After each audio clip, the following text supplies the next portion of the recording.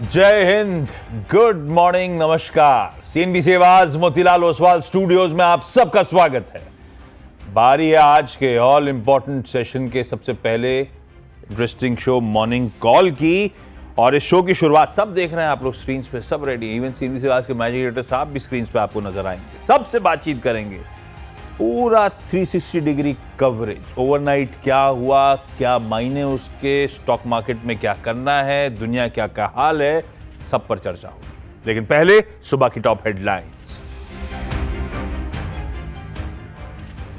भारत के ताबड़तोड़ हमलों से पाकिस्तान में हाहाकार। सियालकोट, लाहौर और कराची में ड्रोन और मिसाइल हमलों से हड़कंप। भारत ने पाकिस्तान के 3 लड़ाकू विमानों को मार गिराया। एक F-16 और 2 JF-17 लड़ाकू विमान निस्तेनाबूद। भारत के एयर डिफेंस सिस्टम के आगे पाकिस्तान पस्त। जम्मू, पठानकोट और जैसलमेर समेत 11 जगहों में पाकिस्तान के हमले किए नाकाम। 45 से ज्यादा ड्रोन मार गिराए। रक्षा मंत्री आज तीनों सेना प्रमुखों के साथ करेंगे समीक्षा। CDS भी होंगे मौजूद। 9:30 बजे वित्त मंत्रालय में अहम बैठक। अमेरिका के उपराष्ट्रपति JD वैंस का बड़ा बयान। भारत और पाकिस्तान के बीच हस्तक्षेप से किया इनकार। इधर भारत ने शुरू की आर्थिक नाकाबंदी। IMF से लोन ना देने की अपील। FATF की ग्रे लिस्ट में डालने की कोशिशें तेज। भारत और पाकिस्तान की जंग के बीच गिफ्ट निफ्टी में 200 पॉइंट से ज्यादा का दबाव। FIS की कल 16वें दिन खरीदारी। एशिया मजबूत, वहीं ब्रिटेन के साथ ट्रेड डील से अमेरिकी बाजारों में जोरदार उछाल। नैस्डैक 1% से ज्यादा चढ़ा। L&T के Q4 के लिए पेश किए अच्छे नतीजे। मुनाफा 25% तो आय 11% बढ़ी। कंपनी के मार्जिन्स में दिखा सुधार। वित्त वर्ष 2026 के लिए रेवेन्यू में 16 और ऑर्डर फ्लो में 10% ग्रोथ का दिया गाइडेंस। उधर चौथी तिमाही में टाइटन कंपनी ने पेश किया अनुमान से कहीं अच्छे नतीजे। मुनाफा 11% और रेवेन्यू 20% बढ़ा। मार्जिन्स में भी दिखा सुधार। कंपनी ने अजय चावला को अगले साल 1 जनवरी से मैनेजिंग डायरेक्टर नियुक्त करने का किया ऐलान। मौजूदा चेयरमैन CK वेंकटरमन 31 दिसंबर को होंगे रिटायर। और चौथी तिमाही में अनुमान से अच्छे रहे ब्रिटानिया के रिजल्ट्स। मुनाफा 4% और रेवेन्यू 9% बढ़ा। मार्जिन्स में हल्का दबाव लेकिन उम्मीद से बेहतर। वहीं पिडिलाइट के प्रॉफिट 40% बढ़े। मार्जिन्स में भी दिखा सुधार लेकिन आंकड़े अनुमान से रहे फीके।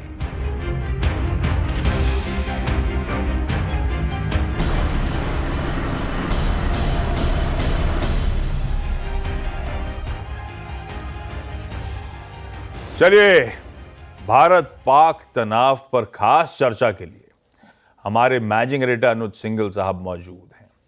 साथ ही इस शो में व्हाइट ओक कैपिटल के फाउंडर प्रशांत खेमका और रिटायर्ड लेफ्टिनेंट कर्नल शुभंकर मिश्र मौजूद हैं।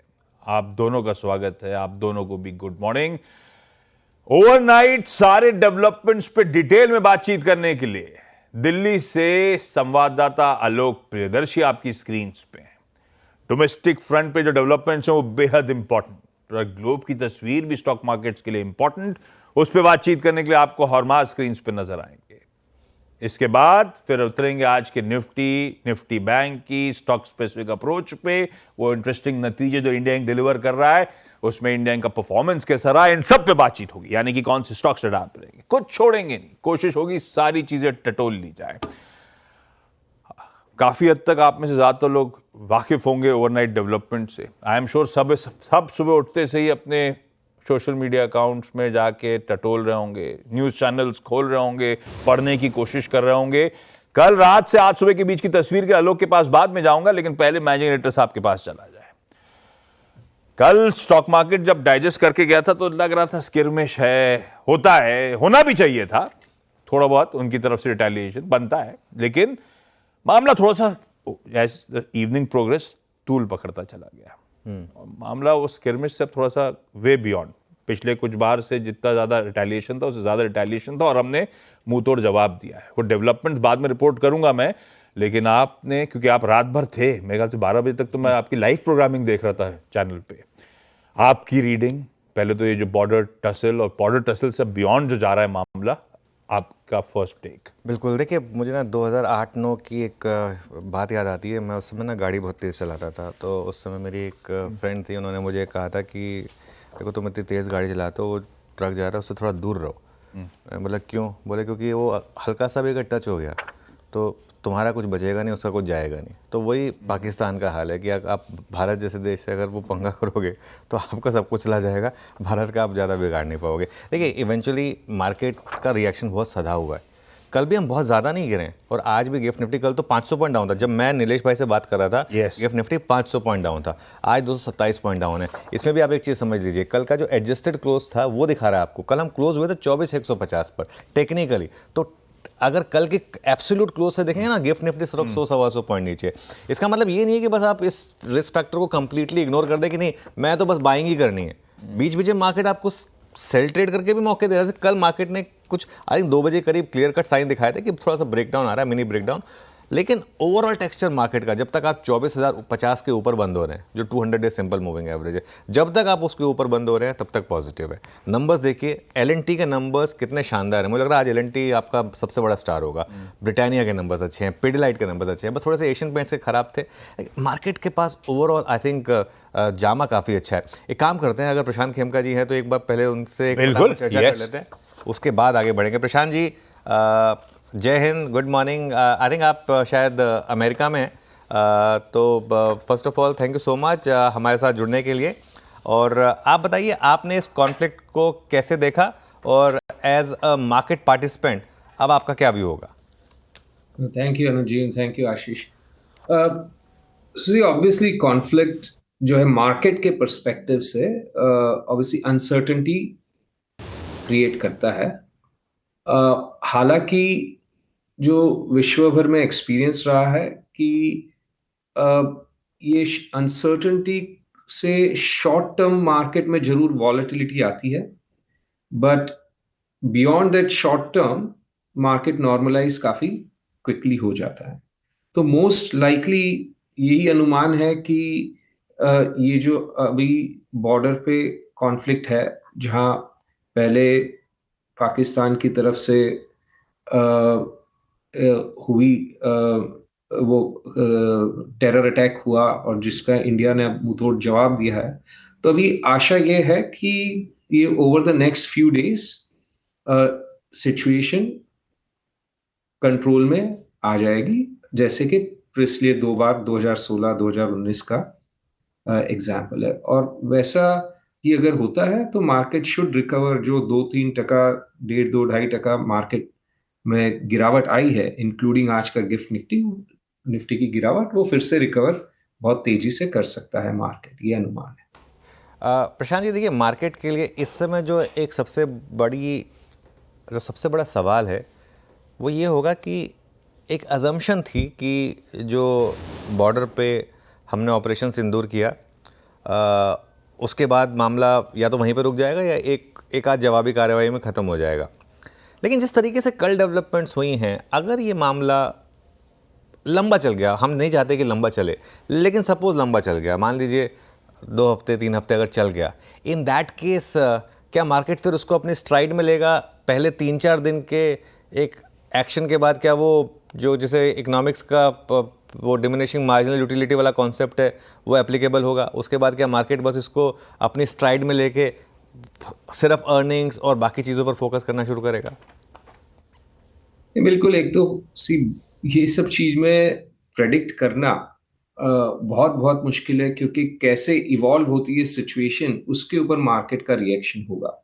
अब अगर मार्केट को ऐसे लगता है कि एकदम ही सिचुएशन आउट ऑफ कंट्रोल होगा, अगर कुछ ऐसी डेवलपमेंट्स लगती है कि जहां पे सिचुएशन बिल्कुल आउट ऑफ कंट्रोल होता हुआ दिखता है, तब तो पॉसिबल है कि कुछ बड़ी गिरावट ज्यादा बड़ी गिरावट से मतलब है 10% या ज्यादा, उससे उसकी वजह से ये कॉन्फ्लिक्ट के वजह से आए। बट आज जो परिस्थिति है उससे ऐसा अभी एटलीस्ट मार्केट ये नहीं अनुमान लगा रहा है कि ये कुछ आउट ऑफ कंट्रोल होने वाली सिचुएशन है as of today, but situation लगातार इवॉल्व हो रही है। तो अ, तो एकदम कॉन्फिडेंटली कुछ भी कहना वाजिबी नहीं है। एक पॉसिबली आपसे आखिरी सवाल फिर, तो इस समय अगर हम purely as an investor focus करें और अगर मार्केट आपको मौके दे, अगर यहाँ से मार्केट करेक्ट हो और सपोज करिए आप 23,800 23,500 तक की एक करेक्शन हो, कौन से थीम्स सबसे इम्पोर्टेंट होंगी इस समय इन्वेस्ट करने के लिए? सो देखिए, हम तो all the time fully invested रहते हैं अक्रॉस सेक्टर्स, और जहाँ पर सबसे ज़्यादा अपॉर्चुनिटीज़ आज के तारीख में टीम को दिख रही है वो बैंकिंग सेक्टर है, हेल्थ केयर सेक्टर है, सिलेक्टिव टेक्नोलॉजी सेक्टर है, इंडस्ट्रियल्स है, कंजम्पशन है। ये सब सेक्टर्स में आप थीम्स कह सकते हो या सेक्टर कह सकते हो, ये सब सेक्टर्स में चुनिंदा कंपनियों में टीम का इन्वेस्टमेंट रहा है और आज की तारीख में भी वही है। बहुत बहुत शुक्रिया आज सुबह सुबह हमारे साथ जुड़ने के लिए और अपना समय देने के लिए। Thank you so much. Thank you Anuj. बिल्कुल, तो देखिए बहुत सही बात कही है प्रशांत जी ने भी, और मैं एक चीज़ बताऊं आपको, मेरा ये मानना है, एक बार निफ्टी का चार्ट लेकर आइए आप, बाज़ार ने ये चीज़ें पहले भी देखी हैं और मेरा ये मानना है कि अगर ये बाज़ार में ये वाला एंगल नहीं हुआ होता आशीष, तो इस समय हम 25,500 के करीब होते। काफ़ी हद तक ना ये जो डिफरेंशियल, बहुत लोग कहें कि हम क्यों नहीं कर रहे हैं, मतलब इतना सब कुछ है एस्केलेशन वगैरह, उसके बाद भी हमारी मार्केट क्यों नहीं कर रही है। सवाल ये नहीं होना चाहिए कि हमारी मार्केट क्यों नहीं कर रही है, सवाल ये होना चाहिए कि हमारी मार्केट चल क्यों नहीं पा रही है। ये इस वजह से मार्केट चल नहीं पा रही है। तो टेक्निकली मार्केट करेक्ट हो चुका है। इस मार्केट का इस समय जो अर्निंग सीजन में नंबर्स आए और जो FII DI दोनों की बाइंग है, FIs ने जितने शॉर्ट कवर करें, अब FIs नेट लॉन्ग हो गए हैं, इतना सब कुछ हो जाने के बाद इस समय निफ्टी 25,500 पे होना चाहिए था।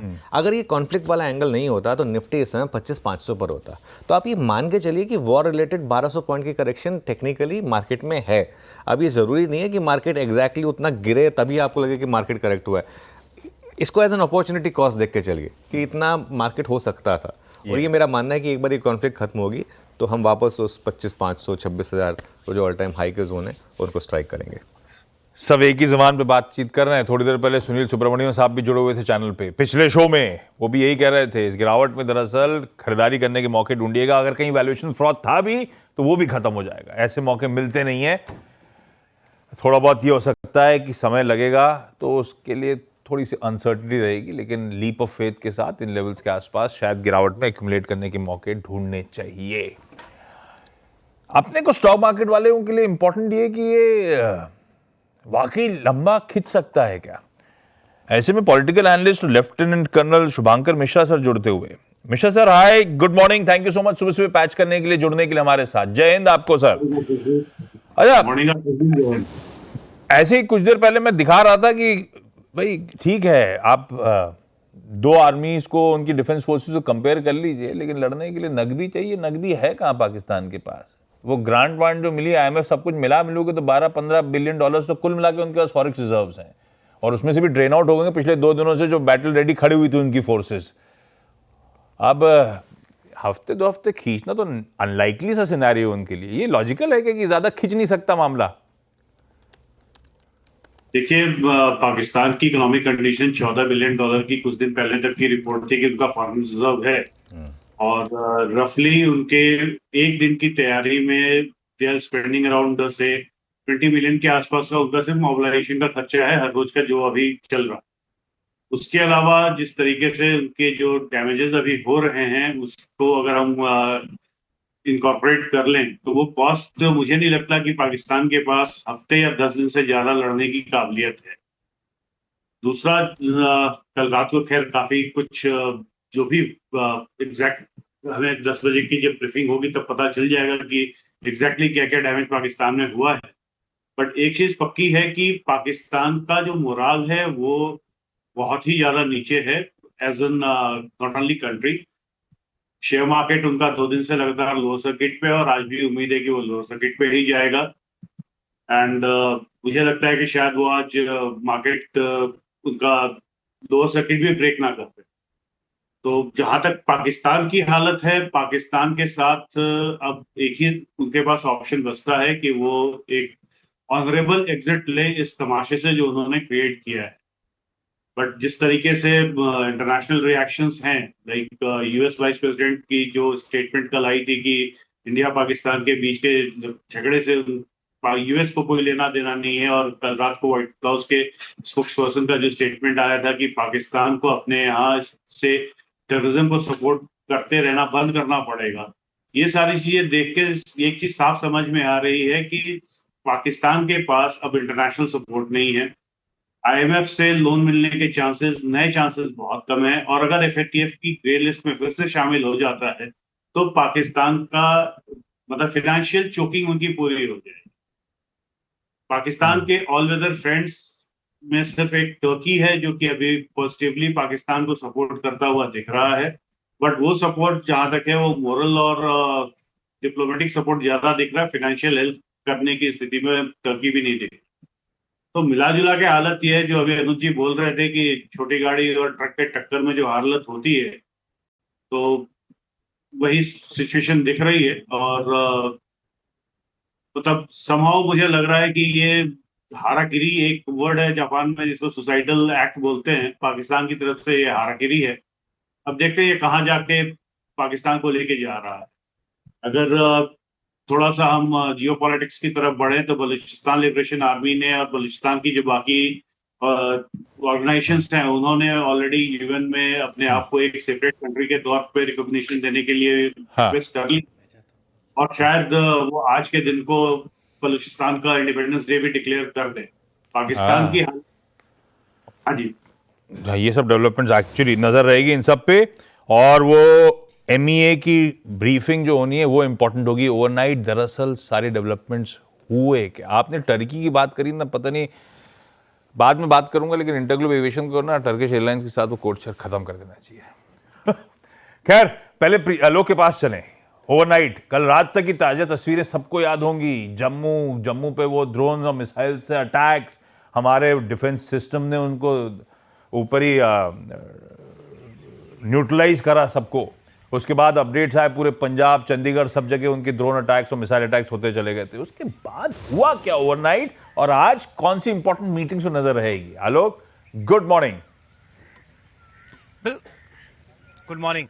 बिल्कुल, देखिए जिस तरह से लद्दाख के लेह से लेकर और गुजरात में भुज तक पाकिस्तान ने 45 से ज्यादा ड्रोन अटैक किए और जिसको न्यूट्रलाइज किया गया। जाहिर सी बात है इस तरह के जो एक्शन पाकिस्तान की तरफ से प्रोएक्टिव लिए गए हैं ये पाकिस्तान के खिलाफ बहुत बड़े एक तरह से खिलाफ जाएंगे। और खास तौर से जो आज 9 मई को जो बैठक होने वाली है वॉशिंगटन में आईएमएफ की, वहां पर इसको भारत बहुत सारे फ्रेश एविडेंस के साथ ऑपरेशन सिंदूर के दौरान जो कार्रवाई पाकिस्तान की तरफ से की गई है उसको लेकर बहुत ही फ्रेश एविडेंस के साथ पाकिस्तान की एक तरह से कहें खाना एक तरह से पूरा उसके फाइनेंशियल चोकिंग की पूरी कोशिश करेगा। और कोशिश ये करेगा कि जो एफएटीएफ है, फाइनेंशियल एक्शन टास्क फोर्स, वहां पर वापस पाकिस्तान को एक बार फिर से ग्रे लिस्ट में डाला जाए, क्योंकि आईएमएफ की तरफ से, वर्ल्ड बैंक की तरफ से जो लगातार 24 बार जो फाइनेंशियल सपोर्ट देने की दी गई है उसका कहीं ना कहीं बेजा इस्तेमाल पाकिस्तान कर रहा है। लिहाजा भारत इस बात को मजबूती से रखेगा कि इस जो फाइनेंशियल हेल्प पाकिस्तान को दूसरे कामों के लिए दी जाती है, क्लाइमेट के लिए, रोड इंफ्रास्ट्रक्चर के लिए, उसका पूरा इस्तेमाल कहीं ना कहीं आतंकियों को खड़े करने में करता है। लिहाजा इसको रोका जाए। वित्त मंत्रालय में थोड़ी देर बाद एक अहम बैठक होने वाली है आईएमएफ से रिलेटेड। यहां पर एक स्ट्रेटजी बनाई जाएगी और उसके बाद वहां पर पाकिस्तान को घेरा जाएगा। ओके आलोक, बढ़िया, सारे डेवलपमेंट्स रिपोर्टेड। एमईए की प्रेस ब्रीफिंग बहुत इंपॉर्टेंट ओवरनाइट डेवलपमेंट्स के लिए, और साथ में आईएमएफ की बैठक में जो इंडिया का रिप्रेजेंटेशन, पाकिस्तान को एक टेरर स्टेट वापस डिक्लेयर करा जाए, फंडिंग रोकी जाए, बहुत इंपॉर्टेंट, उनके फाइनेंसेस को रोकना। एक इंपॉर्टेंट चीज और, ये तो अपन ने बॉर्डर रिलेटेड सारे डेवलपमेंट्स ब्यूटीफुली अब तक हाईलाइट कर दिए। ग्लोब पे क्विकली नजर डाल लेते हैं, क्योंकि स्टॉक मार्केट दो ही चीजें देख रहा होगा। और उस पर तो ट्रम्प साहब का ट्रुथ सोशल का वो ट्रुथ आया था, शाम को अनाउंस करूंगा। हालांकि जैसा बोला था वो कर तो दिया, लेकिन कोई कॉन्ट्रोवर्स तो सामने आया ही नहीं है।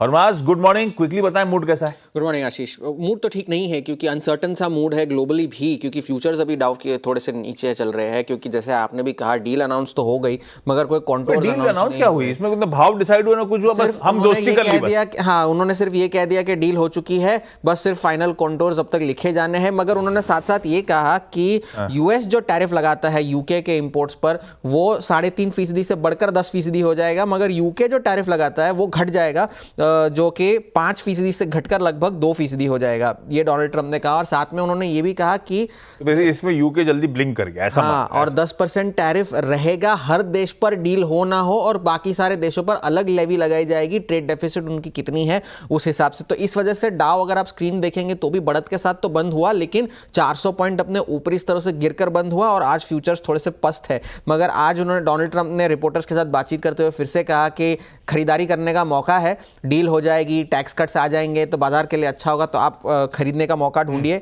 ये डोनाल्ड ट्रंप ने कहा। बॉन्ड मार्केट पर नजर रखिएगा, एक चीज है, क्योंकि 10 ईयर यील्ड जो है 4.4% पे वापस जा रही है, और बॉन्ड ऑक्शन जो कल हुआ 30 ईयर बॉन्ड का, उसमें मांग जो थी वो बहुत कम थी। तो फिलहाल के लिए हैंडओवर थोड़ा सा पस्त है। डोनाल्ड ट्रंप ने कह तो दिया है कि डील अनाउंस हुई है, मगर कोई क्लैरिटी नहीं है एज यूजुअल, तो वहां पे नजर बनाए रखिएगा। ठीक है। और आज पता नहीं ग्लोब कितना इंपॉर्टेंट होगा, चाहे पस्त मामला हो, तेज मामला हो, आज अपन अपनी चाल चल रहे होंगे। और गिफ्ट निफ्टी जो कल रात 450-500 पॉइंट दबाव में था, आज सुबह जब खुला था तब भी मेरे ख्याल से 350 पॉइंट दबाव में था, अब महज 200 पॉइंट की कमजोरी के साथ शुरुआत होने के इंडिकेशंस देता हुआ, तो एक सदा हुआ रिस्पॉन्स, फिर से रेजिलिएंट इंडियन इक्विटी मार्केट शायद आपको फिर नजर आएंगे। ऐसे में सतपुते साहब, गुड मॉर्निंग, जय हिंद आपको सर।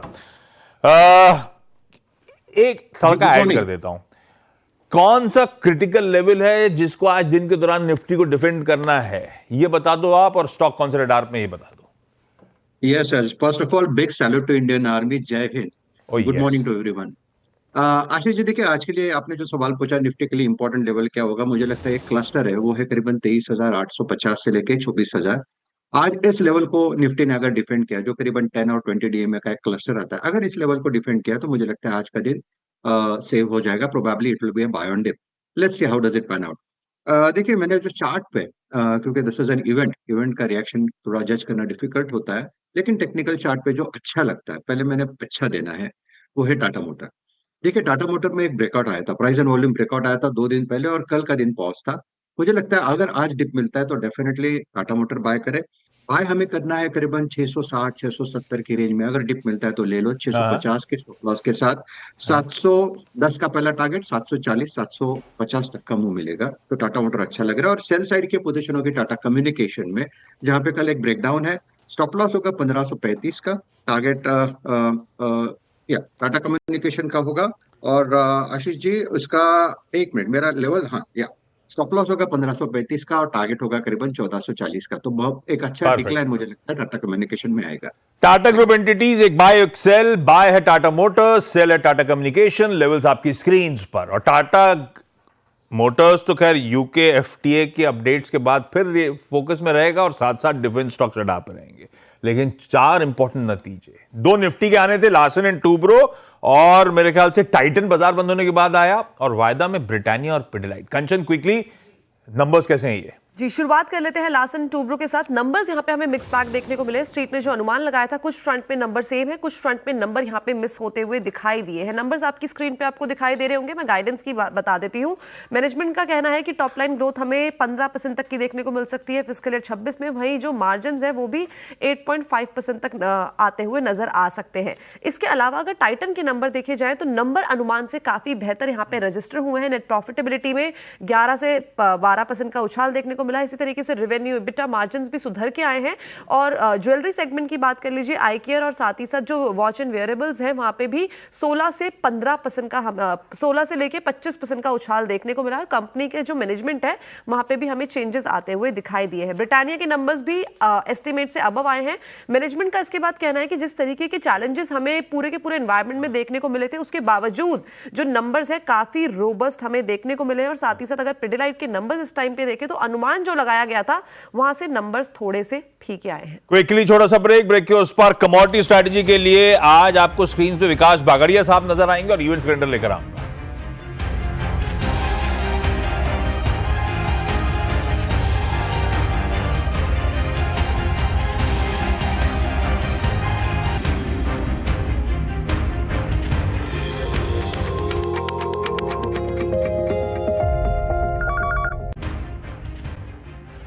भाई ब्रेक के बाद आप सबका स्वागत है। सबसे पहले विकास जी के पास चला जाए। विकास जी गुड मॉर्निंग।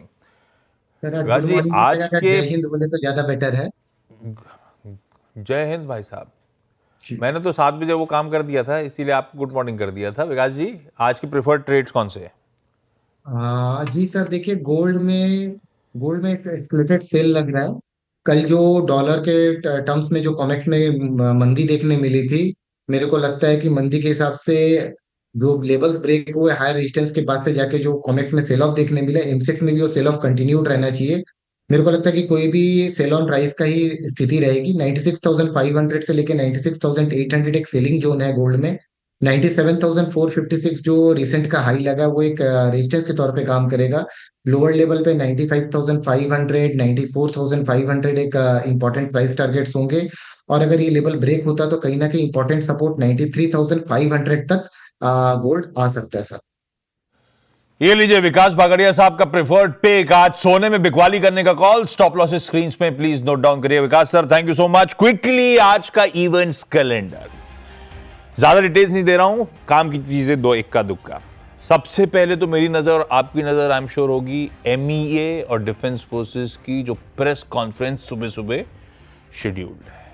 तब क्लैरिटी आएगी क्या हुआ था ओवरनाइट, सारी चीजें क्लियर होंगी। इसीलिए वो प्रेस कॉन्फ्रेंस बहुत इंपॉर्टेंट। दूसरी इंपॉर्टेंट चीज अपने लिए है IMF की मीटिंग, फंडिंग के लिए इंडिया का रिप्रेजेंटेशन होगा। पाकिस्तान को टेरर स्टेट अगर डिक्लेयर कर दिया गया तो सारी फंडिंग फिर से रुक जाएगी उसकी। इसीलिए IMF की वो मीटिंग बहुत इंपॉर्टेंट।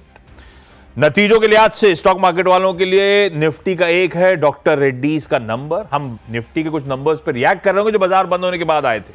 वायदा के 3 नंबर्स है, ABB, बैंक ऑफ इंडिया और मनप्पुरम फाइनेंस। कैश की लिस्ट छोड़ देता हूं। आज RBI और लिक्विडिटी सिस्टम में झोंक रहा होगा। एज प्रॉमिस्ड मई में कहा था उन्होंने 1.25 लाख करोड़ रुपए की लिक्विडिटी डालेंगे। 50,000 करोड़ रुपए डाल चुके हैं इसी हफ्ते की शुरुआत में। आज 25,000 करोड़ रुपए का और OMO एक्ट ऑक्शन कर रही होगी RBI।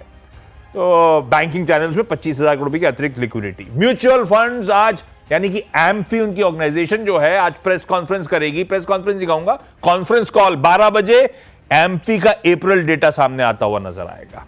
बाकी सब ठीक है, ये इंपॉर्टेंट चीजें अपन नजर रख लेंगे। गिफ्ट निफ्टी के डिसेंट से भाई ठीक है, 0.5%, 3/4, 1% दबाव, ज्यादा से ज्यादा इतनी दबाव के साथ हम लोग आज के इस ऑल इंपॉर्टेंट सेशन की शुरुआत करने जा रहे हैं, ऐसा इंडिकेशन गांधीनगर देता हुआ। एक काम करते हैं, मॉर्निंग कॉल को आप समेट लेते हैं। हमने काफी कुछ टटोल लिया है। अगर स्टॉक स्पेसिफिक बहुत ज्यादा बातचीत नहीं हुई है तो वो भी होगी इस चैनल पे। ब्रेक के उस पार सीधा सौदा और डिटेल्ड 20 स्टॉक्स का डिस्कशन।